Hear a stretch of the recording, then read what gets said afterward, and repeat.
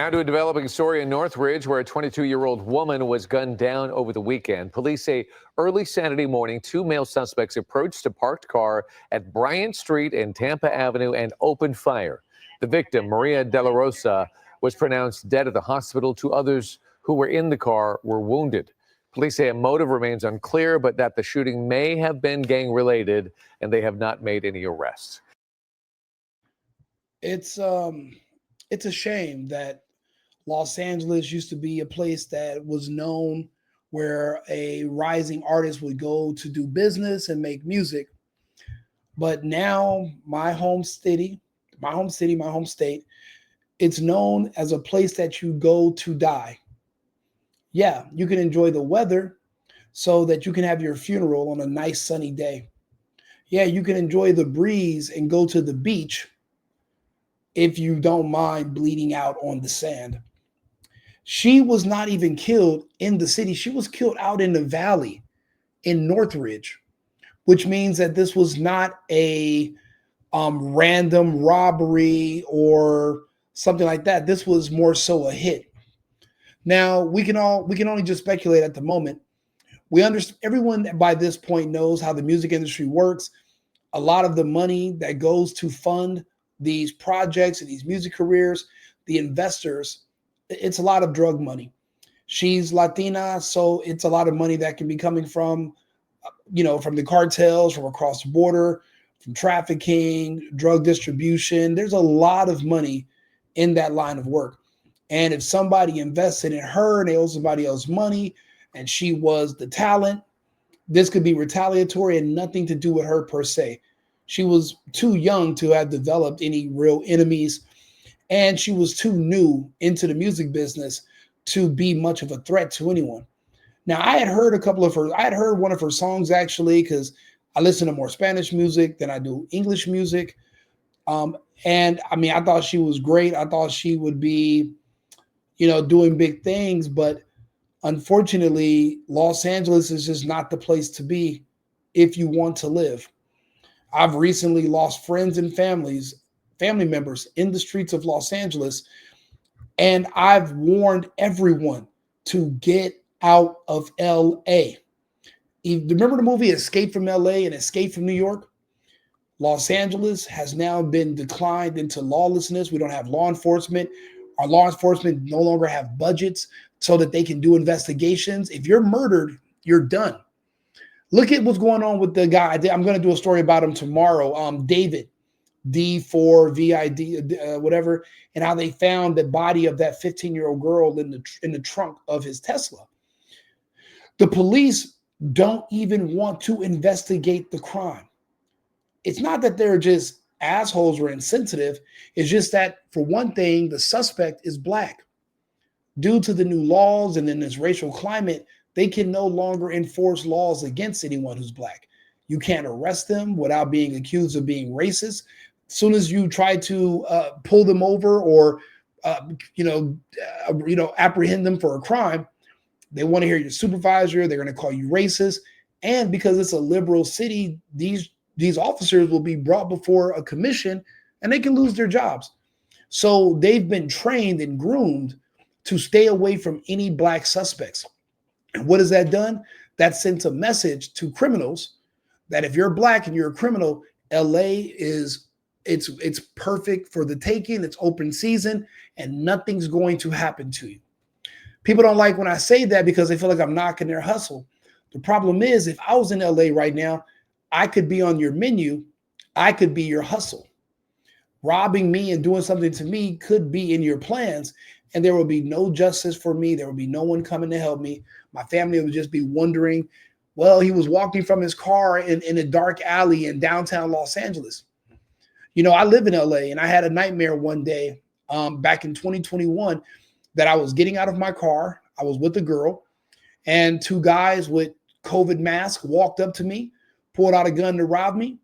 I gave them my phone, gave them my car keys, gave them the cash I had on me, and they still pulled the trigger on me and the girl. And then I woke up in a sweat where my entire bed, my comforter, everything was drenched.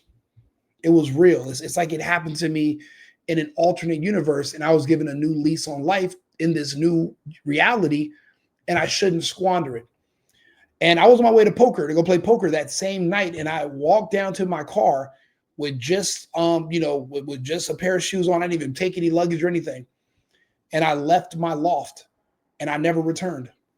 I drove to Arizona.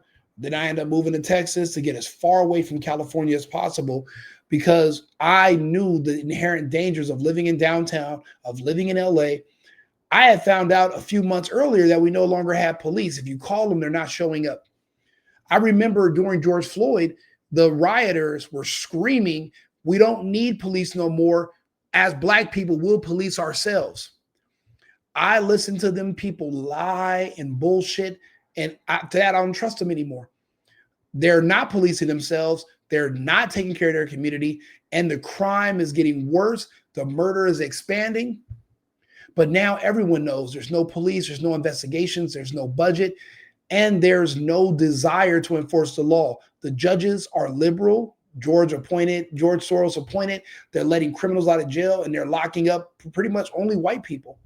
They specifically only are targeting white people because they want them out. They want to create this multicultural democracy. They no longer want to be in a constitutional republic. We've lost the entire West Coast. We've lost the Eastern Seaboard, New York, and especially now with the latest election, all the way down to Florida. The last remnants of our republic are Texas, Tennessee, South Dakota, Florida. That's pretty much it. The rest of this country is pretty much separated from the Fed. They kind of play by their own rules. Literally, you have judges that used to work with law enforcement to enforce the laws for public safety. They're now working against law enforcement and saying, hey, these illegals that are criminals, you can't prosecute them. And it's like, wait a minute. We went from locking up people to just letting people go free. And then you figure out that it's more so that these judges they're ideologically driven. It's nothing about public safety. And they've chosen sides. You don't know how many of them judges are also on those lists. You don't know how many of the judges are MAPs. And in the new multicultural democracy, MAPs or pedophiles are actually a protected group under the LGBTQP umbrella. Pedophilia is no longer a crime. It's decriminalized.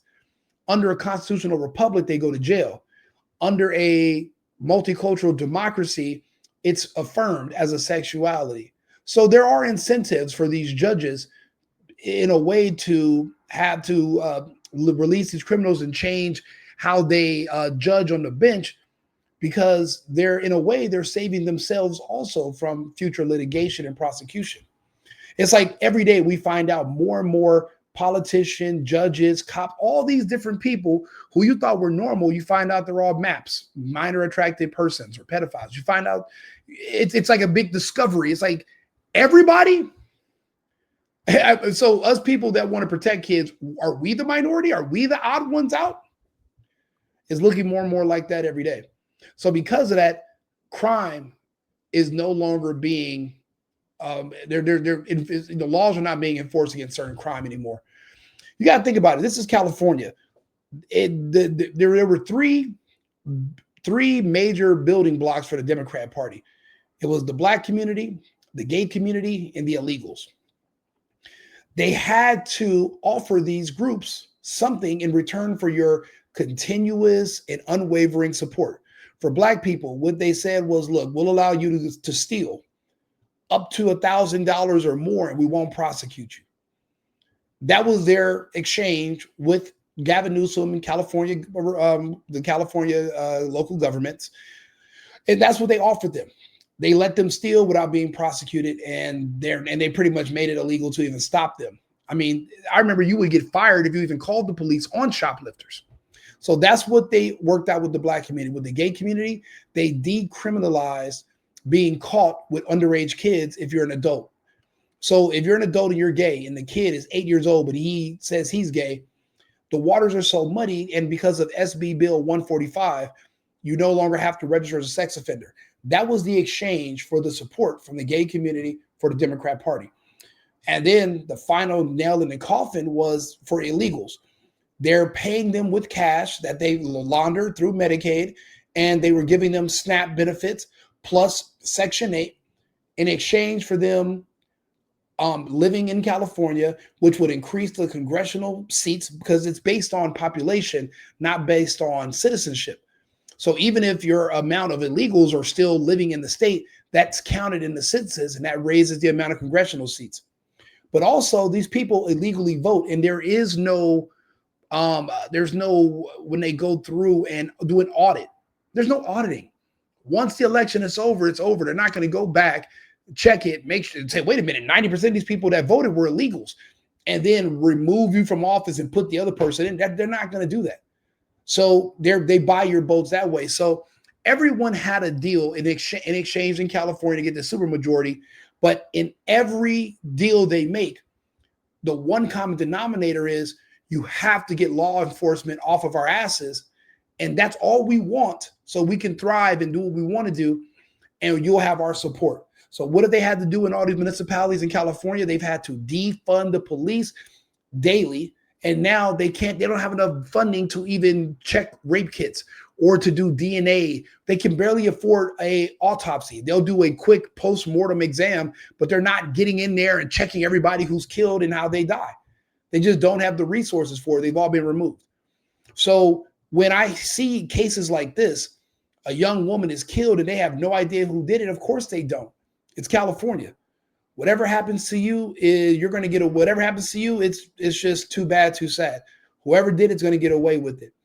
And even if they figure out who did it, once you go to court, they're going to say, hey, you don't have any proof. There's no evidence. They're going to just jam you up in the legal system, and then they're going to have to let the people go anyway. There won't be any prosecutions.